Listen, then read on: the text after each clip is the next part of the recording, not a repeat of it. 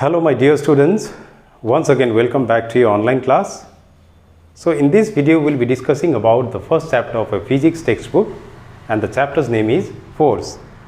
You have been learning about the force since class 5 or 6, but we will learn in details about force in this chapter. Okay, so to define force you must have already learned that the force is a push or pull motion. Okay, but now we will go into the deeper understanding of this force. Okay, so what is a force? Now the force is obviously yes push and pull motion as well, but force is the cause. Okay, so it is the cause due to which the body changes its state. Okay, so what is that state? Now we know that the body has two states. Okay, so one is the rest and the another one is the motion. So now what is the force? The force is the cause that can change the body's state. That means a body at rest can be brought in motion and a body in motion can be brought in rest by applying a force. So it's very easy to understand that when you are riding a bicycle, okay, and the bicycle is moving. So if you want to stop your bicycle, what do? We usually apply a brake. That means we apply a force and then our moving bicycle comes to rest. And another is when something is at rest, like say a football laying on the ground. Okay, if you want to bring it in a motion, what do? We simply kick it. Kicking is applying a force. So whenever we apply a force, our body at rest comes in a motion. So the force is the cause that changes the body's state. Now also the force can also change the body's shape and size. Shape and size. Okay, so when does the body changes its shape and size? So when we apply a force on a non-rigid body. Okay, so then it is seen that the body changes either the shape or size or sometimes the both. So as a result of this, we can understand that there are two effects of the forces, okay, that we are going to discuss in this chapter. So when the force is applied on a rigid body, and the second when the force is applied on a non-rigid body. So non-rigid body. So obviously it is clear that when we apply a force on a non-rigid body, the body either changes its shape and size or of the both. Now when the force is applied on a rigid body, so there may be two cases. Okay, so the first one, when the rigid body is free to move. Okay, so free to move means in a smooth plane there is something laying down, and if I apply a force F, what happens? It starts moving in a linear motion. Okay, like something is laying on the ground and you kicked it. What happens? It starts moving in a straight motion. So when a force is applied on a rigid body which is free to move, translational motion occurs. So that is known as a translational motion, or it's also known as a linear motion. Okay, so when the body is free to move, the body, what happens? It starts moving in a straight line. Now the second case is when the body is pivoted at a certain point. Okay, pivoted means like if I have a piece of paper or a wood or a cardboard, and if I pin it with the help of a nail on a wall. So what happens if I apply a force? Okay, so this won't move to the other position. Instead what will happen is it will start rotating about its axis. Okay, so in this case the body will attain a rotational motion.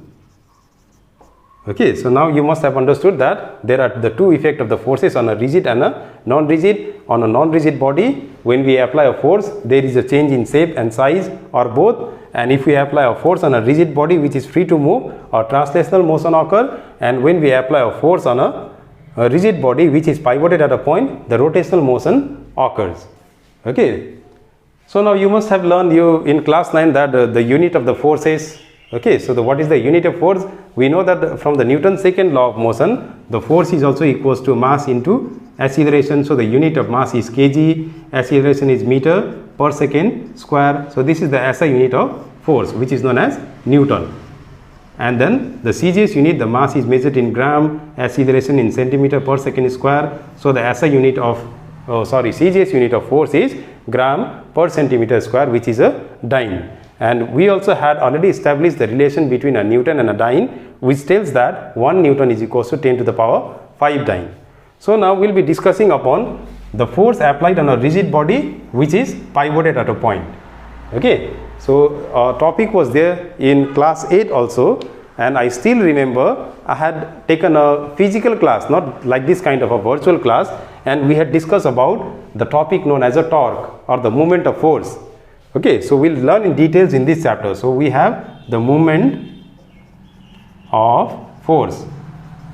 Okay, so if you remember, there are three names. So the moment of force, or it's also known as a torque, or it's also known as the turning effect.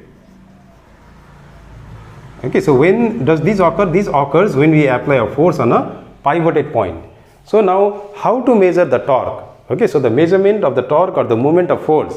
So in this case, like suppose if I take a bar, a rod which is pivoted at a certain point, say this is O. Okay, now what if I apply a force at a point A? What happens? This body will start rotating. Okay, so now how do you measure this torque? We simply, the torque is measured by, so this symbol is known as a tau. Okay, so a T little bit bend in the, like at its end. Okay, so is equals to the F into S. Now what is this S? The S is the distance between the axis of rotation and the point of application of force. So this is the S. So generally we say that the torque is the product of the force applied and the perpendicular distance from the axis of rotation to the point of application of force. So simply the torque is measured with this formula, the F into S. Now coming to the unit of the torque, we know that the force is measured in terms of Newton, and the S is the distance that is measured in terms of meter. So Newton meter is the SI unit of torque. Now also looking at this formula, we see that the torque depends upon the two factors. One is the force, the other one is the displacement. Now what is this displacement? This displacement is the perpendicular distance between the axis of rotation and the point of application of force. So, and we also see in this formula that the torque is directly proportional to the force and as well as directly proportional to the perpendicular distance at which the force is applied from the axis of rotation. So it is obviously clear that we can increase torque either by increasing the force or by increasing the displacement. So there are many practical applications of this moment of force, so which is given in details in your book, so which you may learn. Okay, so the first one is, like the question will be asked to you, why is it easier to open the nuts by using a spanner which has a long handle? Okay, so a spanner simply means a range. Okay, so if I have a knot bolt, okay, and if I use a spanner, okay, which has a short handle, okay, so in that case it will be very difficult for you to open this knot. But if I increase the distance of the point of application of force, it will be easier, because at this formula it says that the greater is the distance, the more will be the torque. So it is easier to open the nut by using the spanner which has a long handle. And even in case of opening and shutting of a doors or the windows, so it is seen that if you apply a force at the other end from the hinges, we need to apply a lesser force. So remaining the force constant, you can increase or decrease the torque by either increasing or decreasing the distance at which you apply the force from the axis of rotation. Now there is a similar topic that is known as a couple. Okay, so what is now couple? So now the couple is the two equal and opposite forces, okay, which are not acting along the same line. Okay, so suppose now I have a object which is pivoted at a midpoint or at a certain point O. Now if I apply a force at the end A and B with equal forces, like at B I apply it upward, F, and at A I apply it downward, okay, so F. So that is what is meant by which are not along the same line. That means both the forces should not be along the same line like this. It can be here also, okay, but not along the same line. So there is a few of the important word here. So if the two words are equal, parallel, and not acting along the same line, not the same line, then that is said to be the couple. Okay, so now how do we measure the movement of couple? So whenever we hear the word movement, always remember that the force is multiplied with the displacement. So in this case, the movement of couple is simply equals to, it is the product of either of the forces, not both the forces. Okay, so F into, it is the distance between the two forces, not between the axis of rotation and the point of application of force. But in this case, it is the distance between the two forces, that is S. Now if I write there S, so here also the unit of movement of force will also be same as that of the torque, that is the Newton and meter. Okay, so is that clear? So now where do we apply a couple? Actually we apply the couple everywhere.